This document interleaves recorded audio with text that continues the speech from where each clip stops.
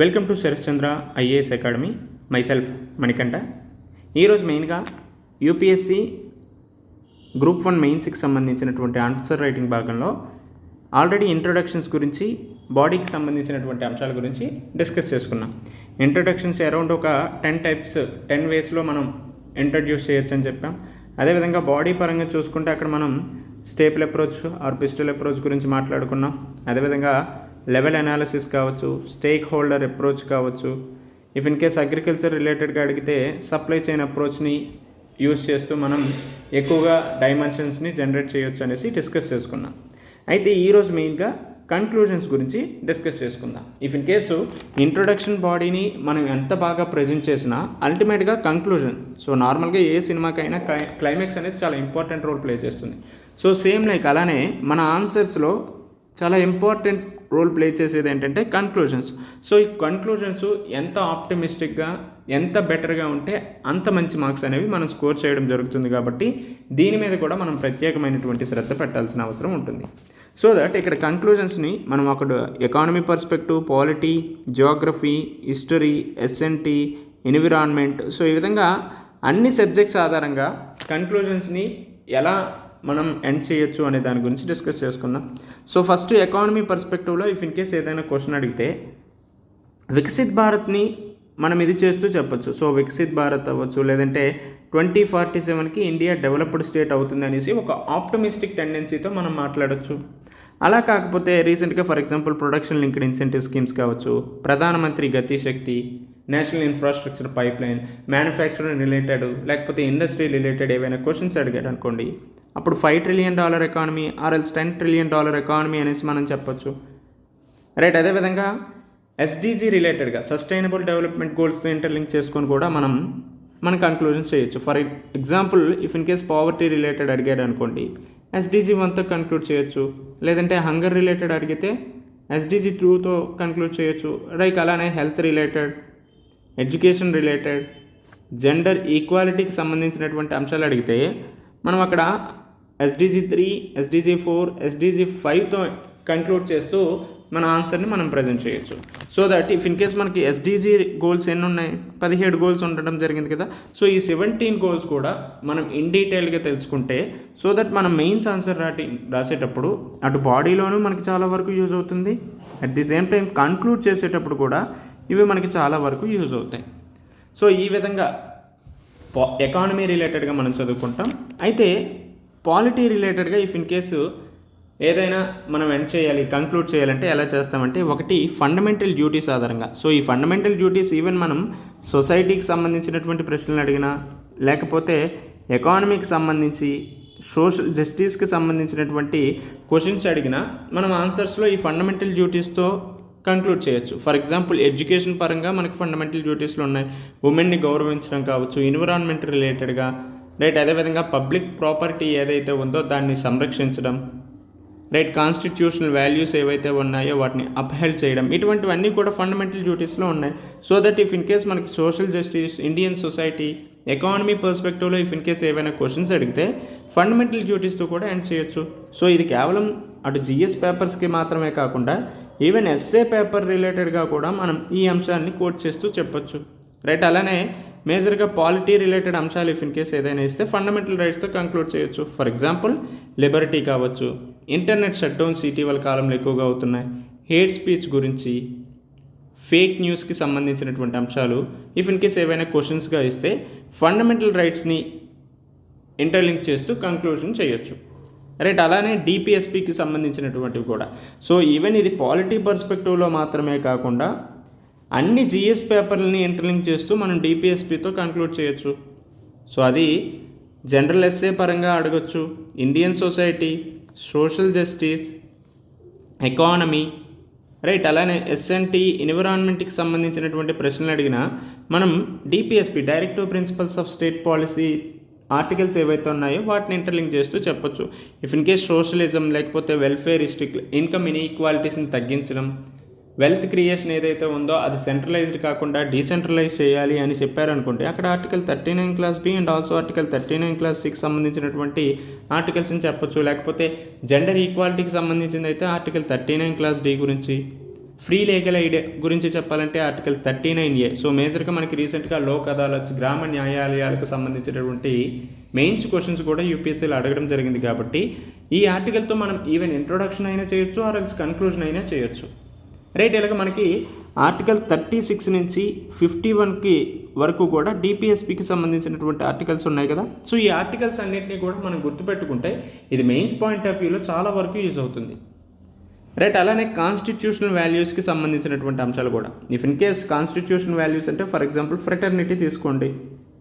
So రీసెంట్గా చూసుకుంటే communalism అనేది ఇండియాలో చాలా ఎక్కువగా అవుతున్నాయి. సో దట్ కమ్యూనల్ రైట్స్ అనేవి చాలా ఎక్కువగా అవుతున్నాయి కాబట్టి ఇండియాలో ఫ్రెటర్నిటీ అనేది ఉండాల్సిన అవసరం ఉంది. అది ఒక కాన్స్టిట్యూషనల్ వాల్యూస్గా కూడా గుర్తించడం జరిగింది కాబట్టి ఈ అంశానికి అనుగుణంగా అటు ప్రభుత్వాలు చర్యలు తీసుకోవాలని చెప్పొచ్చు, సోదరభావం పెంపొందించాలని.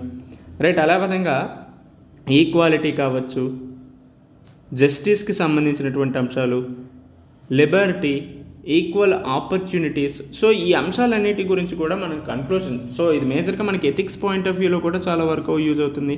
ఈవెన్ ఎథిక్స్ మనకి యూపీఎస్సీలో ఉంది, at the same time APPSC group 1 మెయిన్స్లో కూడా ఎథిక్స్ రిలేటెడ్ అంశాలు ఉన్నాయి కాబట్టి ఈ కాన్స్టిట్యూషనల్ వాల్యూస్ ఏవైతే ఉన్నాయో వీటితో మనం కన్క్లూజన్ చేయవచ్చు. ఆర్ఎల్స్ separation of powers, division of పవర్స్కి సంబంధించినటువంటి అంశాల గురించి కూడా చెప్పొచ్చు. సో ఇక్కడ జ్యుడిషియరీ, ఎగ్జిక్యూటివ్, లెజిస్లేషన్కి సంబంధించినటువంటి అధికారాలు ఏవైతే ఉన్నాయో అవి కొన్నిసార్లు అతిక్రమించడం జరుగుతుంది. సో దట్ అక్కడ మనం సపరేషన్ ఆఫ్ పవర్స్ లేదంటే చెక్స్ అండ్ బ్యాలెన్సెస్ ఇటువంటి అంశాల గురించి ఎక్స్ప్లెయిన్ చేస్తూ చెప్పొచ్చు. తర్వాత basic structure of the constitution. So రీసెంట్గా చూసుకుంటే చాలా అంశాలు, గవర్నర్ రోల్ కావచ్చు, ఆర్డినెన్స్ ఇష్యూ మేకింగ్ పవర్స్ కావచ్చు. సో ఈ అంశాలను పరిశీలిస్తే చాలా వరకు అటు ప్రెసిడెంటు లేదంటే సెంట్రల్ గవర్నమెంటు కాన్స్టిట్యూషన్కి సంబంధించినటువంటి అంశాలను ధిక్కరిస్తూ వీటిని అనుసరించడం జరుగుతుంది. సో ఇక్కడ మనం basic structure of the Indian constitution లేదంటే సుప్రీంకోర్టు రిలేటెడ్ జడ్జిమెంట్స్ వీటి గురించి కూడా చెప్పొచ్చు. For example supreme court related judgments అంటే ఎస్ఆర్ బొమ్మాయి కేసు గురించి, లేదంటే IR Coelho case. If in case 9th schedule related అంశాలు అడిగితే ఐఆర్ కోహిలవ్ కేసు, లేదంటే రీసెంట్గా జరుగుతున్నటువంటి యాంటీ డిఫెక్షన్ లా, పార్టీ ఫిరాయింపులకు సంబంధించినటువంటి అంశాలు అడిగితే కిహోటో హలోహాన్ కేసు. సో ఈ విధంగా సుప్రీంకోర్టు రిలేటెడ్ జడ్జిమెంట్స్ గురించి కూడా మనం డిస్కస్ చేస్తూ కన్క్లూజన్ చేస్తే చాలా వాల్యూ యాడెడ్గా ఉంటుంది. సో దట్ ఇది పాలిటీ పర్స్పెక్టివ్లో ఇఫ్ ఇన్ కేస్ ఏవైనా కంక్లూజన్ చేయాలంటే, రైట్, ఇది ఎకానమీ పర్స్పెక్టివ్లో ఏదైనా కంక్లూజన్ చేయాలంటే ఈ అంశాలను వినియోగించవచ్చు. రైట్, అలానే సొసైటీ పరంగా ఇఫ్ ఇన్ కేస్ ఏదైనా అంశాలని మనం కన్క్లూడ్ చేయాలంటే కొటేషన్ ఆధారంగా. సో మేజర్గా సొసైటీ రిలేటెడ్ కంటే ఉమెన్ ఇష్యూస్ గురించి లేదంటే వల్నరబుల్ సెక్షన్స్కి సంబంధించినటువంటి అంశాల గురించి వస్తే కొటేషన్ బేస్డ్గా చెప్పొచ్చు. సో ఈ quotation based at the same time famous personalities ఎవరైతే ఉన్నారో వాళ్ళు చెప్పేవి చెప్పాలి, అంతేగాని మీరు లేకపోతే నేను చెప్పినటువంటి కొటేషన్స్ చెప్పడం కాదు. ఫర్ ఎగ్జాంపుల్ ఫేమస్ పర్సనాలిటీస్ అంటే డాక్టర్ బిఆర్ అంబేద్కర్ గారు కావచ్చు, మహాత్మా గాంధీ గారు, రైట్, అలానే స్వామి వివేకానంద. సో ఈ విధంగా ఫేమస్ పర్సనాలిటీస్ ఎవరైతే ఉన్నారో వాళ్ళు చెప్పినటువంటి కొటేషన్స్ మేజర్గా జెండర్ ఈక్వాలిటీస్కి సంబంధించి, జెండర్ ప్రోగ్రెస్ ఎలా ఉండాలి, ఇటువంటి అంశాల గురించి వీళ్ళు చాలా వరకు కొటేషన్స్ చెప్పడం జరిగింది కదా.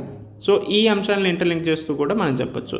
సో ఇది ఓన్లీ ఇండియన్ సొసైటీ అనే కాకుండా ఎథిక్స్ పర్స్పెక్టివ్లో కూడా చాలా వరకు యూజ్ అవుతుంది. రైట్, అదేవిధంగా పాలసీస్ రిలేటెడ్గా. సో ఫర్ ఎగ్జాంపుల్ ఉమెన్ కావచ్చు, రిమైనింగ్ వల్నరబుల్ సెక్షన్స్ ఎవరు ఉన్నారు, SC, ST, childrens, elders, transgender community, దివ్యాంగులు, మైనారిటీసు. సో ఈ విధంగా ఈ కమ్యూనిటీస్ ఎవరైతే ఉన్నారో వీళ్ళకి సంబంధించి ఇన్ కేస్ ఏవైనా క్వశ్చన్స్ అడిగితే కన్క్లూజన్స్లో మనం పాలసీని ఇంటర్లింక్ చేస్తూ చెప్పొచ్చు. ఆర్ఎల్స్ ఇక్కడ సొసైటీ రిలేటెడ్ అడిగాడు కాబట్టి ఇక్కడ డిపిఎస్పికి సంబంధించినటువంటి అంశాలు చెప్పొచ్చు, ఫండమెంటల్ డ్యూటీస్కి సంబంధించినటువంటి అంశాలతో కూడా మనం కన్క్లూజన్ చేయవచ్చు. సో దట్స్ వై ఇక్కడ డిపిఎస్పిస్ గురించి, డైరెక్టివ్ ప్రిన్సిపల్స్ ఆఫ్ స్టేట్ పాలసీలో ఉన్నటువంటి ఆర్టికల్స్, ఫండమెంటల్ డ్యూటీస్లో మనకి 11 ఫండమెంటల్ డ్యూటీస్ ఉన్నాయి కదా, ఆ 11 ఫండమెంటల్ డ్యూటీసు, అలానే సస్టైనబుల్ డెవలప్మెంట్ గోల్స్. సో ఈ 17 సస్టైనబుల్ డెవలప్మెంట్ గోల్స్ని మనం గుర్తుపెట్టుకుంటే అటు ఇంట్రొడక్షన్ కావచ్చు, కన్క్లూజన్లో కావచ్చు, ఆర్ఎల్స్ బాడీలో కూడా వీటిని యూజ్ చేయడానికి చాలా అవసరం ఉంటుంది. అట్ ది సేమ్ టైం మన యొక్క ఆన్సర్ కూడా చాలా ప్రొడక్టివ్గా ఉండటం జరుగుతుంది. రైట్, ఈ విధంగా కంటెంట్ రిచ్గా ఉండాలి అంటే ఇటువంటి అంశాలను మనం కోట్ చేయాల్సిన అవసరం ఉంటుంది. రైట్, అలానే science and technology and environment రిలేటెడ్గా అయితే ఎస్డీజీ గోల్స్ గురించి చెప్తే సరిపోతుంది. For example health and sanitation గురించి చెప్పాలంటే ఎస్డీజీ 6 చెప్పొచ్చు. ఎస్డీజీ 9 అంటే 3 I's గురించి. ఏంటి ఆ 3 I's? Industry, innovation, infrastructure. So ఈ విధంగా if in case IPO, intellectual property రైట్స్కి సంబంధించినటువంటి అంశాల గురించి ఏమైనా అడిగితే ఈ 3 I's SDG 9 గురించి చెప్పొచ్చు. If in case climate change, environment, లేదంటే ప్లాస్టిక్ పొల్యూషన్, సాలిడ్ వేస్ట్కి సంబంధించినటువంటి అంశాలు ఏవైనా క్వశ్చన్స్గా అడిగారంటే SDG 13, SDG 14, SDG 15కి సంబంధించినటువంటి అంశాలను కూడా మనం కోట్ చేయొచ్చు. సో ఈ విధంగా ఎస్ఎన్టీ అండ్ ఆల్సో ఎన్విరాన్మెంట్కి సంబంధించినటువంటి అంశాలు అడిగితే చెప్పాలి. అలానే పంచామృత్ గోల్స్.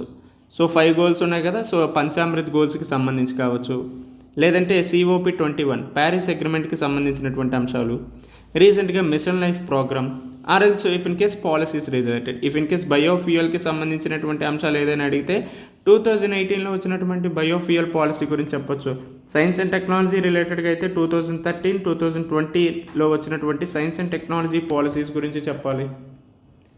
రైట్. అలానే హైడ్రోజన్ ఎనర్జీకి సంబంధించి అడిగితే నేషనల్ హైడ్రోజన్ పాలసీ, క్వాంటమ్ టెక్నాలజీకి సంబంధించి quantum technology mission, artificial intelligence కావచ్చు, ఇంటర్నెట్ ఆఫ్ థింగ్స్ కావచ్చు, ఇండస్ట్రియల్ రెవల్యూషన్, ఆర్ఎల్స్ రెన్యూబుల్ ఎనర్జీకి సంబంధించి సోలార్ ఎనర్జీ కావచ్చు, విండ్ ఎనర్జీ, వీటికి సంబంధించినటువంటి పాలసీస్తో మనం కన్క్లూజన్ ఆర్ఎల్స్ ఇంట్రొడక్షన్ లేదంటే బాడీలో మనం యాడ్ చేసామంటే చాలా చాలా వాల్యూ యాడెడ్గా ఉంటుంది. రైట్. అలానే గవర్నెన్స్ రిలేటెడ్గా అయితే పాలసీస్తో అయినా లేదంటే government initiatives or schemes. So మేజర్గా ఇది Indian society, social justice, governance, economy, ఈ అంశాల్లో మనం policies, government initiatives and also స్కీమ్స్ని యూజ్ చేయొచ్చు. సో ఇలా యూజ్ చేసినప్పుడే మన యొక్క ఆన్సర్ ఏదైతే ఉందో అది జనరల్గా కాకుండా కొంచెం యూనిక్గా, కొంచెం స్పెషల్గా కనిపిస్తుంది. సో ఎప్పుడైనా యూనిక్గా, స్పెషల్గా కనిపిస్తే ఎగ్జామినర్కి కూడా ఒక మంచి ఫీల్ వస్తుంది. సో దట్ మనకి మంచి మార్క్స్ వేయడానికి, మనం మంచి స్కోర్ చేయడానికి కూడా చాలా వరకు స్కోప్ ఉంటుంది. రైట్. అలానే if in case history or else geography related ఏవైనా క్వశ్చన్స్ అడిగితే అక్కడ వాటిని సమ్మరైజ్ చేస్తూ మనం చెప్పాల్సిన అవసరం ఉంటుంది. రైట్. ఆర్ఎల్స్ జాగ్రఫీలో డిజాస్టర్కి సంబంధించినటువంటి అంశాలు అడిగితే అక్కడ డిజాస్టర్ మేనేజ్మెంట్కి సంబంధించి అంశాలు, అడాప్టేషన్కి సంబంధించి, mitigation measures, or else strategic and also non strategic మెజర్స్కి సంబంధించినటువంటి అంశాల గురించి చెప్పాలి. అగ్రికల్చర్ అయితే నేషనల్ కమిషన్ ఆన్ అగ్రికల్చర్కి నేషనల్ కమిషన్ ఆన్ ఫార్మర్స్కి సంబంధించి 2004లో MS స్వామినాథన్ అధ్యక్షతన అగ్రికల్చర్ మీద ఒక కమిషన్ కూడా ఏర్పాటు చేశారు. So if in case MSP కావచ్చు, ఇటువంటి క్వశ్చన్స్ ఏవైనా అడిగితే మనం దీన్ని కోట్ చేయొచ్చు. ఆర్ఎల్స్ పాలసీస్ లేదంటే ఆల్టర్నేటివ్స్. సో రీసెంట్గా చూసుకుంటే అగ్రికల్చర్ నుంచి ఇటు CO2 కావచ్చు, CH4 ఎమిషన్స్ అనేవి చాలా ఎక్కువగా అవుతున్నాయి. సో ఈ అంశాన్ని పరిశీలిస్తే మనం అగ్రికల్చర్లో ఆల్టర్నేటివ్స్ని కూడా ఫాలో అవ్వాల్సిన అవసరం ఉందనేసి చెప్పొచ్చు. రైట్. ఇక్కడ ఏం చెప్పొచ్చు, climate smart agriculture, precision agriculture, organic farming, zero budget natural farming, ఇటువంటి అంశాలని, or else mechanisation of agriculture, joint farming. Right. ఇటువంటి అంశాలను కోట్ చేస్తూ మనం మన యొక్క ఆన్సర్ని ప్రయత్నం చేయొచ్చు.